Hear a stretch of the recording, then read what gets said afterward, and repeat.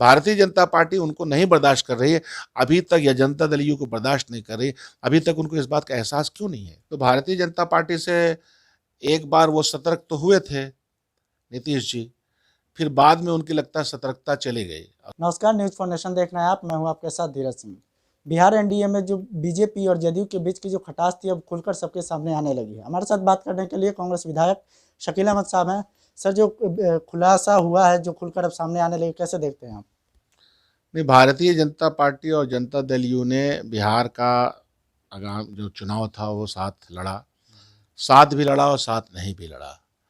इसको हम सब लोग फील्ड में देख रहे थे, और जिस तरह से असहजता का वातावरण नीतीश जी के लिए भारतीय जनता पार्टी ने बनाया, इसको हम लोगों ने बहुत पहले महसूस कर लिया था। भारतीय जनता पार्टी का प्रयास ये रहता है कि वो खुद में सक्षम है, ऐसा वो विश्वास करते हैं, जबकि कांधा हमेशा वो इस्तेमाल करते हैं अलायंस पार्टनर का। उनके इतिहास में इतिहास साक्षी इस बात का।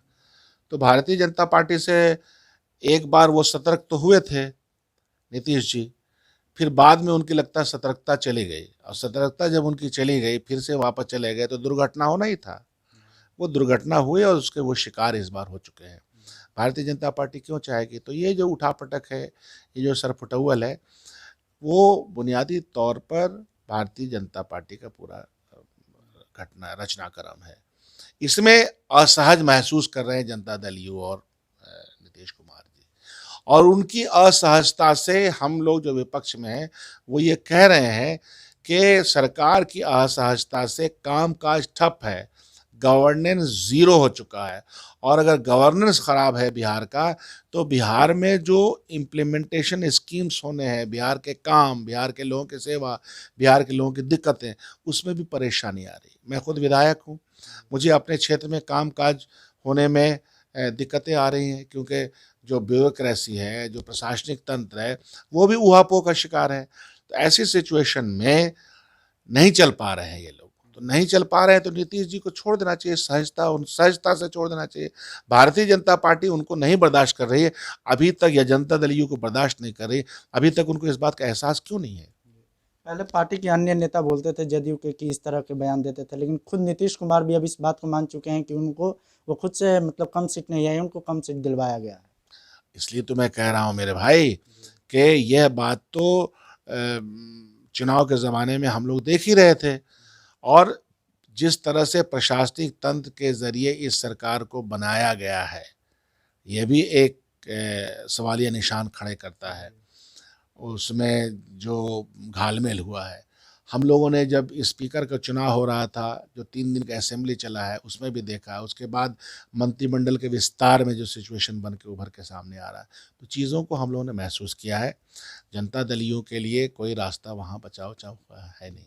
कहा जा रहा है सर कि जिस तरह से महागठबंधन में ओवैसी के कारण नुकसान हुआ, उस तरफ एनडीए में एलजेपी के कारण नुकसान हो। क्या कांग्रेस इसको मान रही है?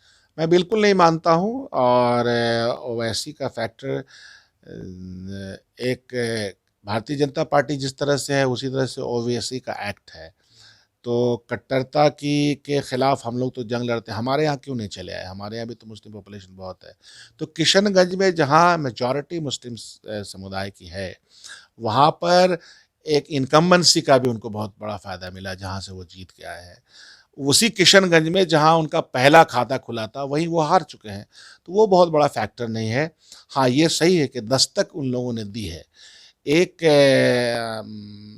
संप्रदायवाद को हराने के लिए दूसरे संप्रदायवाद की दस्तक अगर है, तो उस दस्तक के खिलाफ भी जो लोकतांत्रिक और सेकुलरिज्म में विश्वास करने वाले हम जैसे लोग हैं, उनको इस पे काम करने की आवश्यकता है, इसमें कोई शक नहीं। लेकिन वो बहुत बड़ा फैक्टर नहीं है। बिहार में सरकार जिस तंत्र के माध्यम से बनी है, वो हम सब लोगों ने देखा है, और जनता दल यू को खुले तौर पर ये चीज़ें महसूस करनी चाहिए। मंत्रिमंडल के विस्तार में भी लगातार देरी हुई, तो क्या आप मान रहे हैं कि जो इन लोगों के बीच खटास चल रहा है उन्हीं का ये नतीजा है? अरे भाई, मैंने तो कहा कि मैं बड़ा सवाल कर रहा हूँ कि गवर्नेंस का प्रॉब्लम बन चुका है। 2-2.5 महीने से ये सरकार चल रही है, तो सरकार के चलने का मतलब क्या है कि बिहार में सारे काम ठप हैं, योजनाएं ठप हैं, योजनाएं जो ज़मीन पे इम्प्लीमेंट होनी थी, जिसका जिसका कि टाइम पीरियड होता है। अभी बजट सेशन आने वाला है, फरवरी मार्च से शुरू होगा, तो उसकी कोई तैयारी तो नज़र नहीं आती है। तो सर फुटअव्वल में चलेगा क्या ये? जिस तरह से कांग्रेस की ओर से भी कहा जा रहा है, चाहे महागठबंधन की ओर से, कि जदयू के विधायक हमारे संपर्क में है, एनडीए की ओर से भी कहा जा रहा है कि कांग्रेस के विधायक उनके संपर्क में है, तो क्या आपको लगता है कि इससे कुछ बिहार की राजनीति पर असर पड़ेगा? ये बातें तो हवाओं में हैं। कांग्रेस पार्टी का कोई विधायक कहीं जाएगा, ये सब हवा में है, ये हवा की बातें हैं। सत्य वही है जो जनता दल यू और भारतीय जनता पार्टी के बीच में चल रहा, वही सत्य है। उसके अलावा हवा में है। विपक्ष पूरी एकता के साथ मजबूत है, और कांग्रेस पार्टी बहैसियत कांग्रेस पार्टी के हमारी अपनी एक इंडिपेंडेंट सोच अलायंस के अंदर भी है, और वो रहेगी। और विपक्ष सक्षम है आज के दिन में कि ये लोग हट जाएं तो हम सरकार चलाएंगे। कांग्रेस मांझी की ओर से भी कहा जा रहा है कि तेजस्वी यादव बिहार के भविष्य हैं, इनको इधर उधर की बातें नहीं करनी चाहिए। क्या लगता है कि महागठबंधन के रास्ते खुले हैं मांझी के लिए, चाहे अन्य विपक्षी दलों जो उनके साथ हैं? नहीं, सवाल वो नहीं है। सवाल ये है कि अगला कदम पर ही किसी अलायंस पार्टनर के कदम निर्भर करते हैं। अभी कोई अगला कदम नज़र नहीं आता, तो हम अपने कदम की बात क्यों करें? मतलब नीतीश कुमार को तैयार है मानने के लिए? नहीं, मैं वो नहीं कह रहा हूँ, क्यों माने? भारतीय जनता पार्टी के साठ गांठ कर रखेंगे, भारतीय जनता पार्टी के विचारधारा के साथ संगत रखेंगे, तो उनको मान लें? अरे भाई, छोड़ना पड़ता है, दोस्ती तिरस्कार करना पड़ता है, जैसे उन्होंने छोड़ा था। चलिए, हमसे बात करने के लिए धन्यवाद। धन्यवाद। तो ये थे शकील अहमद साहब, जिनका साफ तौर पे कहना है पहले नीतीश कुमार की ओर से कदम बढ़ाया जाए, फिर उसके बाद महागठबंधन सोचेगी। फिलहाल इस वीडियो पर आपकी क्या राय है, हमें कमेंट बॉक्स में बताएं। अब तक हमारे न्यूज़ फॉर नेशन चैनल को सब्सक्राइब नहीं किया तो चैनल सब्सक्राइब कर लें, और इस वीडियो को फेसबुक पर देख रहे हैं तो पेज को लाइक करें और फॉलो करें। शुक्रिया।